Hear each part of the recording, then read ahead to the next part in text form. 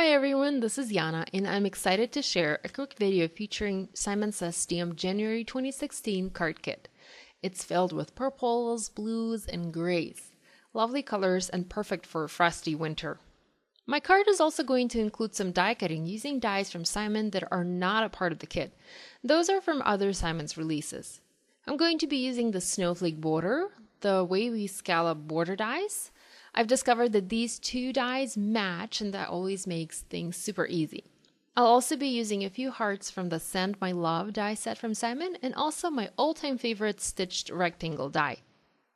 I've already created a card base for this project. I used the light blue cardstock for my kit, and I also have a sheet of patterned paper with tiny white snowflakes on a light gray background. I'm going to use it to die cut my base panel from. I'm using Simon's stitched rectangle die and cutting this panel out.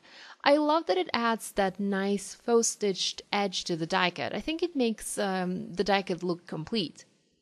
Next, going to use the snowflake border die and die cut this element out of silver mirror cardstock. Now, this cardstock is not a part of the kit. I pulled it from my stash. I've been using lots of gold lately and I kinda challenged myself to try to use silver for a change. I'm using my Spellbinders 2-in-1 here to help me clean the die and then going to go ahead and cut it. So here's the die cut border. I really love how intricate it is. The lines are so thin and detailed. I think it's very beautiful.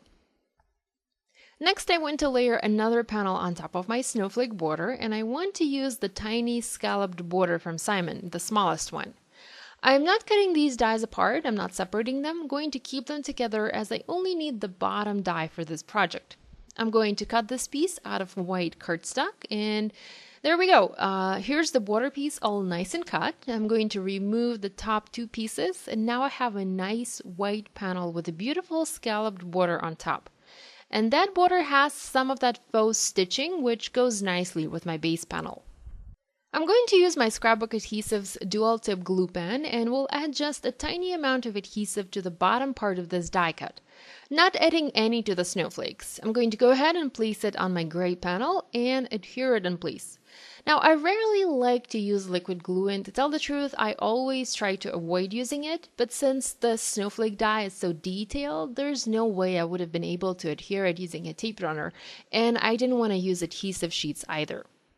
I'm using the tape runner to adhere the white border panel on top of the snowflake border, using the Scrapbook Adhesives Grand Tape Runner here, placing the panel on top of the gray snowflake panel to match up with the snowflake border, and going to press down and adhere it in place. You can see it just barely overlaps the snowflakes.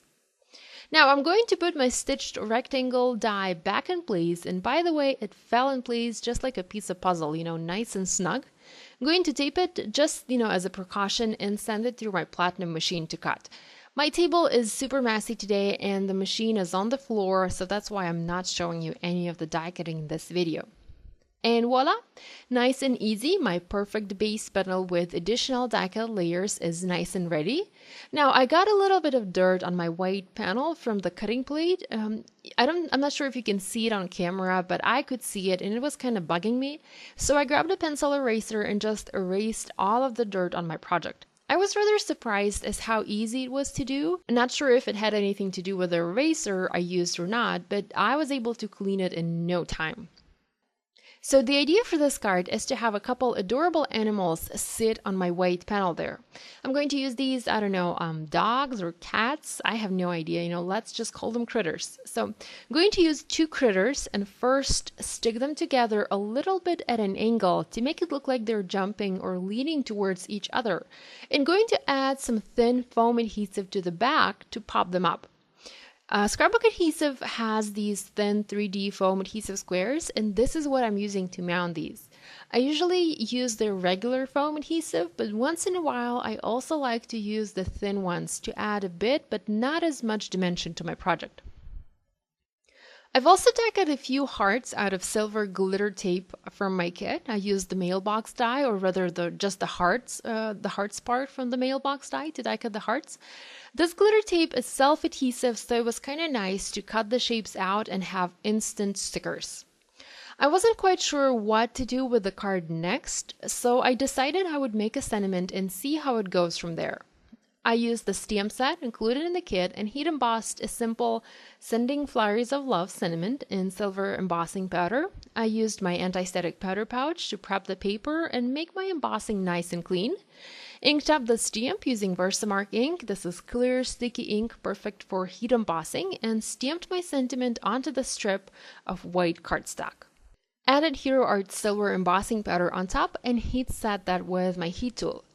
I had to heat emboss off camera as again, my craft desk is a huge mess and my heat tool was plugged in a different spot for some reason. I've been working on finishing a ton of cards lately and doing some prep work for CHA. I'll be teaching 2 classes there and also some make and takes, and all of that prep work left a huge, no seriously, like a gigantic mess here. I'm waiting for some organization things to arrive in the mail soon, and hopefully I'll be able to sort all of this and organize nicely before the holidays.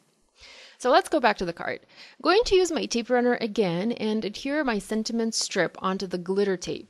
I want to add a little glittery border to this piece. A touch of glitter can never hurt. And once it's done, I'm going to trim it into a nice little perfect rectangle and use some more of those thin foam squares to found mount it onto my project. I like this glittery border so much that I decided it would be fun to add a glittery panel like that behind my main die cut panel. You can see me testing my idea out here and checking if having glitter there is not going to look too overwhelming. So I cut a panel out of a scrap piece of gray cardstock from my stash, made it just a little bit larger than my die cut panel, and started adding this silver glitter tape along the edges of this panel. I have to say, I love the fact that this tape is self-adhesive, makes it very easy to handle it and adhere onto a project. And now you can see you don't really need a whole lot of this glitter tape to fake a glittery panel. And you can even cut it into smaller strips or narrow strips and use even less that way. Once the fake glitter panel was ready, I foam mounted my die cut panel on top and used my tape runner to adhere everything onto my light blue card base. I loved the subtle silver glitter so much that I decided to add a few more die cut glitter hearts. I still had a few left and I placed them above and below my sentiment panel. And that finished my today's project. I hope you enjoyed watching this video. The supplies I used to create this card, the card kit and the dies are listed in the video description, and I have a full list of supplies listed on my blog. If you'd like to see more videos using products from Simon Says Stamp, be sure to check out the link you see on the screen, and if you're new to my channel, please subscribe. I have new card making videos coming out every week. Thanks so much for watching. I'll see you next time. Bye!